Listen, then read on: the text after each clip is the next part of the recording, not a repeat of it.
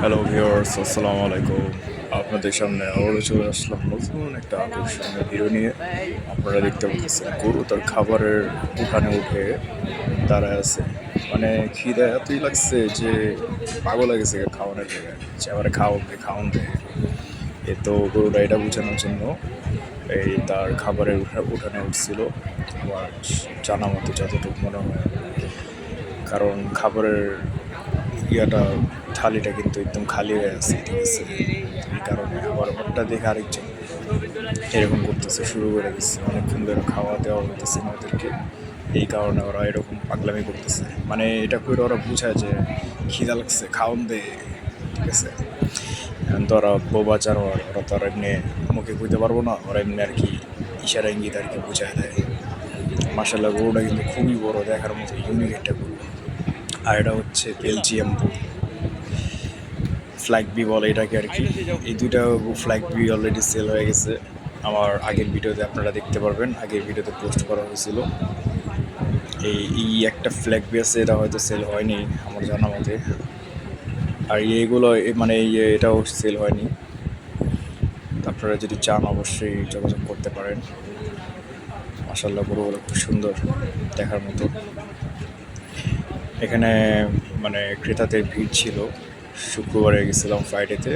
তো সবাই আর কি কাস্টমাররা আইসা গরুগুলো চুজ করে মানে একটার পর একটা বের করা হয়েছে গরু। দেখেন এই এখানে বইল গরু বের করা হচ্ছে। এটাকে ইন্ডিয়ান বলদ গরু বলে আর কি। এগুলো আকারে অনেক বড় হয়ে থাকে, লম্বা হয়ে থাকে, হাইট অনেক ভালো হয়। এটা আনুমানিক 6 ফুট, 6 ফুটের কাছাকাছি হবে, 6 ফুটের উপরে হবে যদি আপনার মাথায় চুজ সহ আর কি মাপতে যান তাহলে। আর এটা খাটো একটা গরু, কিন্তু এটা ইউনিক একটা লাগছে গরুটা, ইউনিক লেভেলের। সিংটা দিচ্ছে একদম ছড়ানো চাই, মানে দুই কিনারে সেই।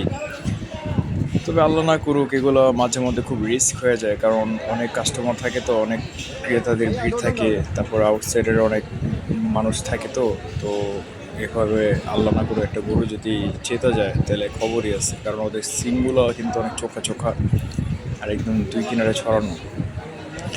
যে কোনো সময় একটা অ্যাক্সিডেন্ট হয়ে যেতে পারে। আর আমরা শুনে আসছি দুর্ঘটনা কিন্তু বইলা আসে না, ঠিক আছে? দুর্ঘটনা হয়ে যায়। তো সাবধানতা অবলম্বন করতে হবে। আমরা যারা গরু দেখতে চাই তারা অবশ্যই এই দিকটা আমরা খেয়াল রাখবো, কারণ ওদের ওদের তো এটা দায়িত্ব না যে ওরা আমাদেরকে আর কি সাইড হতে বলবে বা যাই হোক। এটা আমাদের নিজের উপরে, আমরা নিজেরা নিজেদেরকে যতটুকু সেফটি রাখতে পারবে ততটুকু সেফটি রাখবো। কারণ এটা বলা যায় না, ঠিক আছে? ওরা তো আর ওদের শক্তি দিয়ে ওরা গরুকে আটকা রাখতে পারবে না। গরু যদি একবার চেতে, খবর আছে, তো সব ছিঁড়া লাগবে। গরুগুলো যখন খুলে অন্য অন্য গরুগুলো পাগল হয়ে যায় যে আমারে কেন খুলতেছিস না, আমি অনেকক্ষণ ধরে আটকে আছি, আমারে খোল। কি আর বলবো, বোবা প্রাণী আর বাদ অবস্থার কতক্ষণ থাকতে পারে বলেন? গরু পালার সবচেয়ে সুন্দর সিস্টেম হচ্ছে একটা বড় জায়গা নিয়ে, ঠিক আছে, খোলামেলা পরিবেশে যদি গরু পালতে পারেন, এটা গরুরও আনন্দদায়ক, আমাদেরও আনন্দদায়ক। কারণ গরুটা মাশাল্লাহ খুব তাড়াতাড়ি আপডেট হবে, মানে গ্রোথ বাড়বে তাড়াতাড়ি। তো মাশাল্লাহ আপনাদের সাথে এইটুকুই ছিলাম।